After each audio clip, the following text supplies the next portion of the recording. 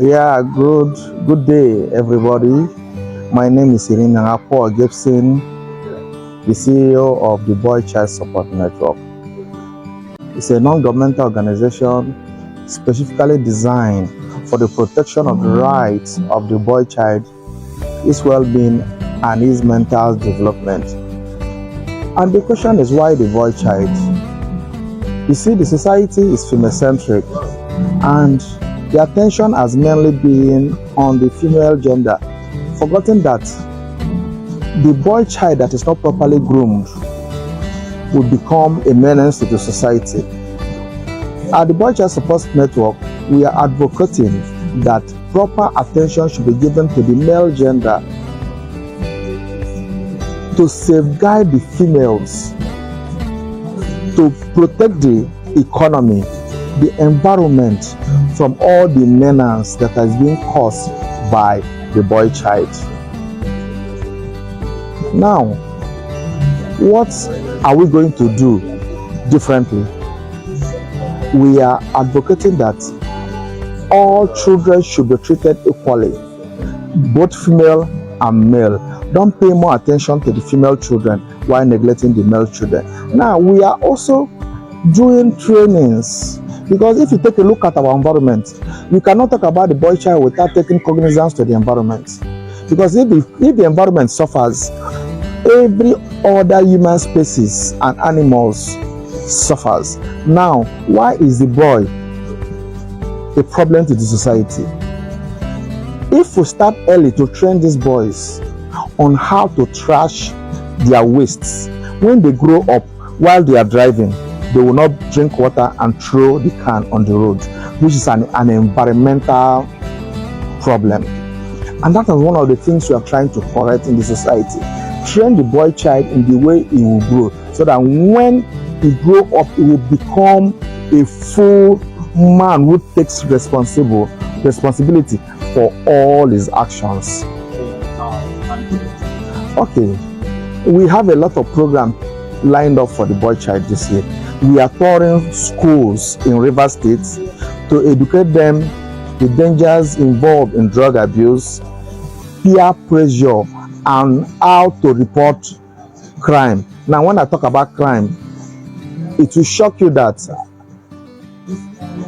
1 out of every 10 child has been sexually, when I say child, male child, has been sexually abused before it turns to 18. That is a known statistics. You will understand that these boys are not being taught how to report abuse, but the female children are being taught how to report abuse, and thereby making the boy child timid. So now we are teaching these boys the processes involved in reporting abuse to their parents, to their teachers, or to the authorities. That's one of the things we are teaching these children. We are also teaching them how to become a better man, because we have a lot of adults who just transcend from childhood to adulthood. They didn't pass to the boyhood. Now, why do I say that?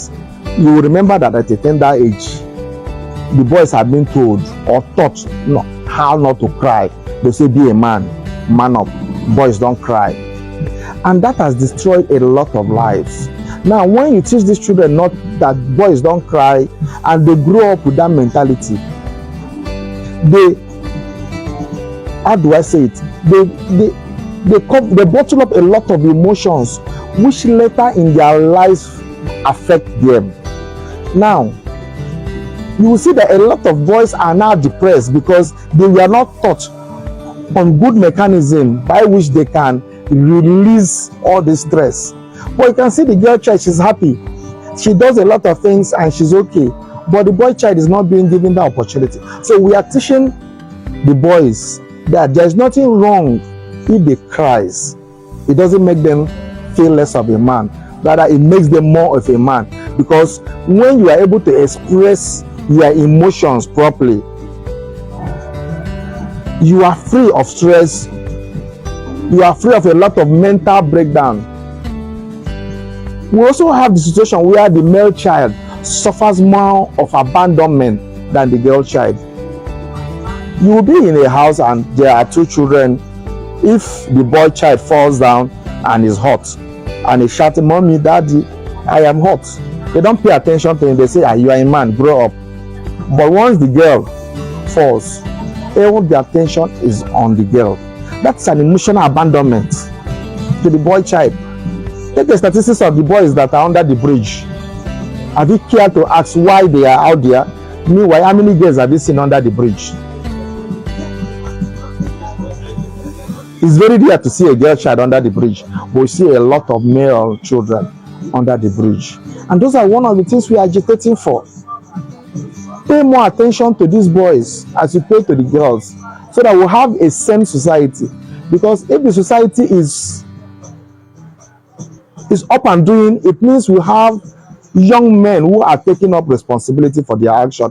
We have young men who are doing well, because we have a lot of leaders who are not responsible. Why do I say that? A leader who cannot take responsibility for his inaction is not fit to be a leader. And we are grooming young boys for the future who will be able to take responsibility for their actions and their inactions. That's why we say that the BoyChild Support Network give responsibility to these children at tender age. That is an inclusive government, so that when they grow up, they start taking responsibility for all their actions. They will not say, "It doesn't concern me." A young boy should be able to see something that is not working in the house and fix, not waiting for him to be told on how to go about it. Now, if you grow up with that mentality and give him position of authority, you will see that he will do more than the boy that wasn't given the opportunity. And you also know that the level of information a child have determines the kind of decisions he makes in life. That's why we are giving these boys adequate information. That aside, we are also rolling out programs that will benefit mothers. Now, we notice that mothers are the ones who spend more time with these boys. So we have programs lined up to educate mothers on how to properly groom their boy child. Now, what do I mean by that? We know that our fathers, the male genders, they are always busy, and it is the mothers that spend more time with these boys. So we have lined up programs. It will shock you that many parents don't know how to check abuse or when their children are being abused. But we are rolling out this program to educate parents, so that when they notice that these children are acting in these certain ways, that something has occurred in the life of these boys. And we are also letting them understand, because there is this lady I met some time ago after one of my programs, and she was telling me she has a second son is always having issues with her at home.